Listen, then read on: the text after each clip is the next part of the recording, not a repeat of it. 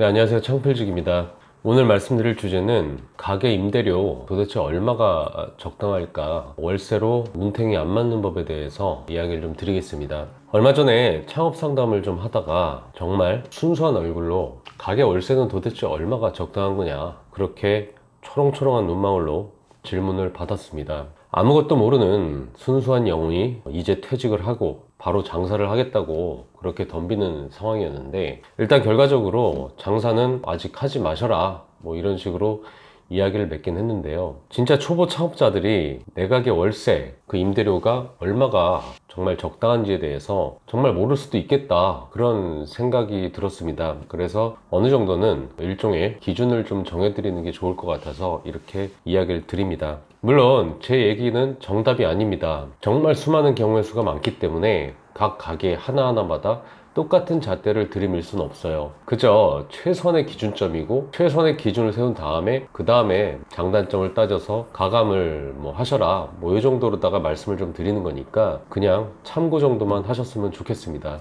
일단 가게 그 업종들마다 일단 다릅니다. 다 얘기하면 정말 복잡해지니까 일단 제가 얘기하는 건 일단 외식업 기준으로 말씀을 좀 드릴게요. 외식업도 다 똑같진 않겠지만 일단 일반적인 얘기를 해보려고 합니다. 제대로 알지 못하면 정말 월세로 눈탱이 맞을 수도 있으니까요. 일단 월세를 얘기하려면 은행이자를 먼저 얘기해야 됩니다. 이게 투자 수익률하고 관계가 있거든요. 요즘 은행 예금이자가 최대 3%고 대출이자는 한 5% 정도 됩니다. 그리고 이제 건물주하고 분양주, 구분상가 주인, 이 정도는 좀 구분을 좀 하실 필요가 있어요. 건물주는 일단 내 땅을 가지고 그 땅 위에다가 건물을 올려서 그 통으로 갖고 있는 사람이 건물주고요. 분양주는 내 땅 지분이 얼마나 포함되어 있는지 모르겠는데 101호든 102호, 302호든 그 한 칸을 가지고 있는 사람을 분양주라고 얘기를 합니다. 직장인들의 로망이 건물주라고 하죠. 일단 단언컨대 정말 직장 생활만 했다면 건물주가 되기는 정말 힘듭니다. 거의 불가능해요. 왜냐면 서울 시내에 아무리 푹 썩은 건물이라고 하더라도 주택 건물 말고는 30억 밑은 드무니까. 그러면 경기도로 가면 만만하냐? 공실 가득한 건물이라면 모를까? 역시 쓸만한 건 아무리 작은 것도 20억 이하는 없습니다. 단지 자랑하려는 게 아니라 제가 건물주이기 때문에 압니다. 수년 동안 서울, 경기, 수도권 쪽으로는 정말 많이 알아보러 다녔고요. 돈 모으는 속도보다 건물 가격 올라가는 속도가 훨씬 빠른 걸 느꼈기 때문에 저도 다급하게 여기저기 돈 끌어다가 무리해서 건물을 샀던 기억이 납니다. 사실 건물주는 은행이자 대비 투자 수익률을 그렇게 크게 생각하진 않습니다. 월세 받는 것보다는 땅이 있으니까 건물 가치가 높아지는 것을 더 중요하게 생각을 합니다. 아파트 무리하게 대출 땡겨서 사는 이유가 아파트 가치가 지금보다 오를 거라는 그런 기대 때문에 사게 되는 거잖아요. 그거랑 좀 비슷합니다. 물론 스케일이 다르긴 합니다. 아파트는 몇 년 뒤에 몇 억 정도 오르지만 건물은 짧은 기간 안에 2배 내진 3배까지 오르는 경우들도 있으니까요. 하지만 복합상가를 산 분양주는 수익률이 중요합니다. 아까 말씀드렸던 102동, 102호 한 칸, 202호 한 칸 이런 거 사신 분들은 건물의 미래 가치가 아니라 지금 당장 수익률이 중요해요. 그 한 칸의 가치가 그렇게 시간이 지나면서 높아지거나 그러는 게 아니니까 지금 내가 대출을 땡겨서 사더라도 월세를 받는 게 은행에다가 내 돈을 맡겨서 이자 받는 것보다는 더 나아야 살 거 아니겠어요? 직장 생활을 열심히 하셨던 분들이 그래서 보통 분양을 받습니다. 처음엔 건물도 알아보겠지만 알아보다 보면 정말 택도 없을 테니까 장사보다는 월세를 꼬박꼬박 받게 되는 분양주의 길을 택하게 되는 거죠. 물론 지방에 관련돼서는 제가 건물 가격을 잘 모르다 보니까 지방 부분은 일단 넘어가겠습니다. 일단 분양가가 10억이라고 한번 생각해 보죠. 경기도에 있는 신축들도 요즘 실평수로다가 10평대, 20평도 안 되는 게 보통 한 10억 정도 합니다. 완전히 시골이었던 곳을 개발했던 곳은 그나마 좀 싸가지고 15평, 20평 정도 좀 안 되더라도 6억에서 7억 정도에 지금 분양을 하고 있습니다. 분양하는 사람들이 그 상가 한 칸을 분양을 시킬 때 내세우는 수익률이 대략 5%에서 6% 정도의 수익률이에요. 딴짓 안 하고 열심히 직장 생활을 한 부부, 그 부부가 집에서도 조금씩 지원을 받아가지고 예를 들어 현찰을 3억에서 4억 정도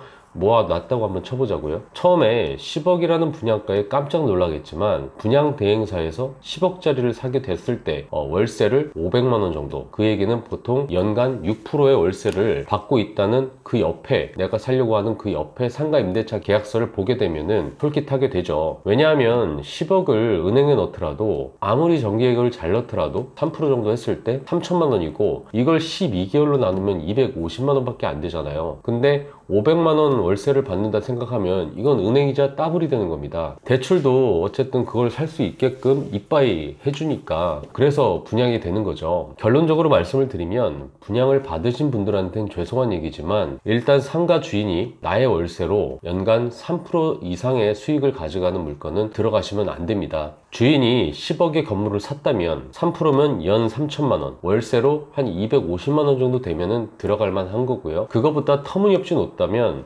일단 보류를 하십시오. 많이 봐줘서 자리에 따라서는 뭐 3.5% 정도까지는 생각은 할 수가 있습니다. 분양 건물은 사실 이렇게 몇 프로라고 기준이라도 좀 세울 수가 있는데, 일반 건물은 사실 기준을 세우기가 굉장히 애매합니다. 어설프게 기준 세우다가는 정말 산으로 가는 결과를 나올 수가 있거든요. 같은 평수에 같은 상권이라고 해도, 같은 옆집이라고 하더라도 자리에 따라서는 당연히 다르고, 전면이 크냐 작냐, 같은 20평이더라도 전면이 뭐 좁은 데가 있고 넓은 데가 있잖아요. 그거에 따라서도 틀리고, 그 자리가 코너 자리냐 아니면 코너 자리에서 옆으로 간 자리냐, 그거에 따라서 틀리고요. 진입로에 있냐 아니냐, 아니면 앞에 펜스가 쳐져 있어 가지고 주차 공간이 없냐 아니면 있냐, 이런 걸로도 틀리고, 정말 다양해서 기준을 세울 수가 없습니다. 다만 그 동네에 가셔가지고 5년 이상 운영했던 가게, 그 가게를 찾아보시고요. 그 가게의 월세를 물어보고, 그 5년 이상 운영한 가게들이 많은 동네에 그 가게들의 평균치를 내셔가지고 가늠을 하셔야 됩니다. 그렇게 해서 적당한 월세가 얼마인지를 그 5년 이상 운영한 가게들의 총합의 평균치 정도를 내게 되면은 그 정도로 다 가늠을 해야 됩니다. 우리가 알고 있는 스타벅스나 맥도날드, 이런 유명 브랜드들이 다 포진해 있고 상가들도 많아서 내가 볼 땐 이 정도면 괜찮아 보이는데, 만일에 5년 이상 운영하는 가게가 별로 없다? 이러면 일단 아무리 내 눈에 좋아 보이고 내가 하면 다를 것이다 라고 하는 그런 자신감을 버리고 일단 보류하셨으면 좋겠습니다. 아직은 자리 잡은 상권이 아니란 얘기거든요. 우리가 알고 있는 스타벅스나 뭐 던킨도너츠, 뭐 베스킨라빈스, 이런 브랜드들은 생계형 창업이 아닙니다. 은행이자 따블만 나와도 땡큐 하고 들어가는 투자형 매장이에요. 5억 투자해서 은행이자 따블 월 200만원 수익만 나오더라도 들어갈 수 있다는 얘기입니다. 수익 좀 날 때도 있고 좀 까지더라도 흑자 적자로 표현을 하지, 우리처럼 몇 달 손해나면 이러다 죽겠다 이런 표현 잘 안 하죠. 당신이 투자형 창업가가 아니고 한 달 벌어서 한 달 살아야 되는 그런 생계형 창업자라면 괜히 그런 유명 브랜드 근처에 어슬렁거리지 마시고 다른 상권으로 가서 다시 찾으시길 바랍니다. 마지막으로, 내가 하려는 가게의 매출이 내가 들어가려는 매장의 월세를 3일 만에 커버를 할 수 있는지 그 점을 체크를 하셔야 됩니다. 만일 내가 들어가려는 매장, 오늘 내가 알아본 매장의 월세가 200만원이라고 한번 생각해 보자고요. 그러면 200만원을 내가 운영을 해서 3일의 매출로 커버를 해야 된다는 얘기죠. 그렇게 되면은 3일 안에 200만원을 커버하려면 하루 매출은 70만원이 돼야 되겠네요.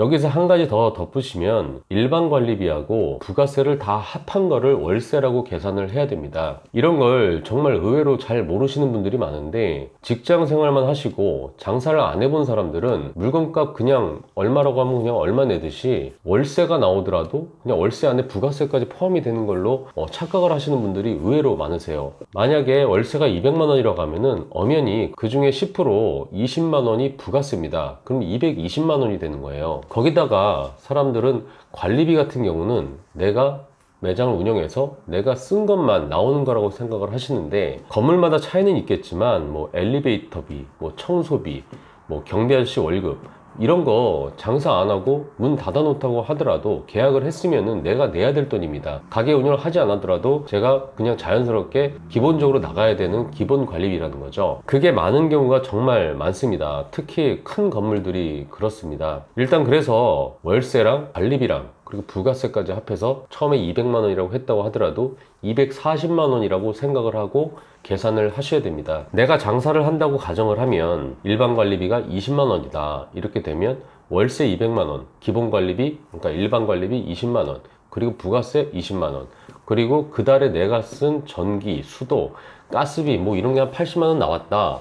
그러면은 실제로 장사하다가 내가 월세 내야 될 때 받는 명세서를 320만원짜리 명세서를 받게 되는 거예요. 어감이 완전히 틀리죠. 200만원 생각했다가 320만원 받았을 때 3일 영업한 매출로 월세를 감당하지 못하고, 만약에 그게 4일 넘어가고 5일치 6일치가 돼서 감당을 하게 되면은 점점 남는 게 없어지게 되고, 그렇게 하다가 매출이 더 낮아지게 되면은 슬슬 까지기 시작합니다. 적자가 나기 시작하는 거죠. 만일 내가 하려는 게 돈가스 집이라고 하면 가정을 한번 해보자고요. 돈가스 단가 8,000원으로 하루 70만원 팔려면 돈가스 하루에 90인분 팔아야 됩니다. 돈가스 집 15평 해봐야 테이블 7개, 4개 테이블 기준에서 2.5명이 한 테이블 와서 먹는다고 가정할 때 테이블 단가를 2만원으로 한번 잡아보자고요. 2만원짜리를 만석으로 한 바퀴 돌리면 14만원이고, 두 바퀴 돌리면 28만원, 세 바퀴 돌리면 42만원, 네 바퀴 56만원, 5바퀴나 돌려야 70만원이라는 금액이 나옵니다.